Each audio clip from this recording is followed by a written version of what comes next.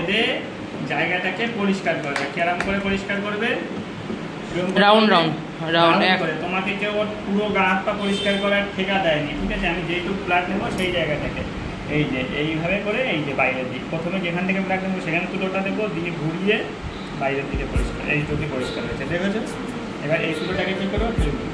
এইখানে একটু শুকনো কটন ঘুরিয়ে রাখবো, ঠিক আছে?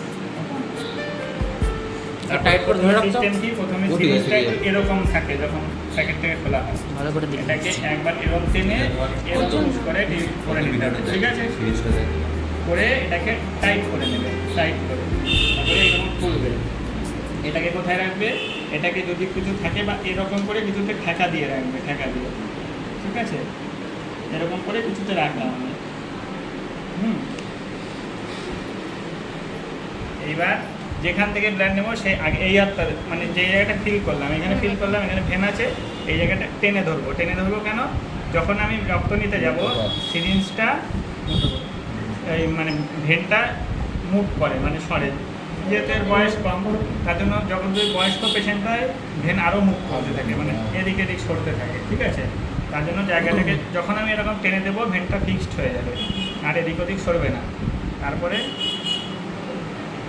এই দেখো ধরার নিয়ম, তুমি যেভাবে ধরছিলে এইভাবে হচ্ছে সিরিঞ্জ ইঞ্জেকশন দেওয়ার সময় মানে দিয়ে পুশ করবে, আর এটা নেওয়ার সময় এই যে এবার এটা কি বলতো, পেন ধরার মতো, মানে পেন ধরানো কেউ কাউকে কোনো শিখিয়ে দেয় না, যেরকম যার সুবিধা সেরকম সে ধরে।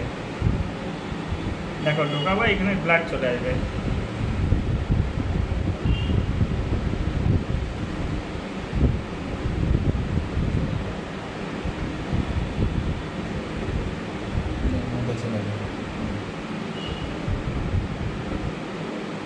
পরের সপ্তাহে আবার ট্রাই আগে করবে। সিরিঞ্জ বের করার আগে এই ওজন পরের সপ্তাহে আবার ট্রাই করবে। টুর্নিকেট খুলবে, খুলে তারপরে সিরিঞ্জ বের করবে। টুর্নিকেট লাগানো অবস্থায় যদি সিরিঞ্জ খোলো তাহলে ওই মানে ব্লাডের ফ্লো বেশি থাকবে, তো রক্ত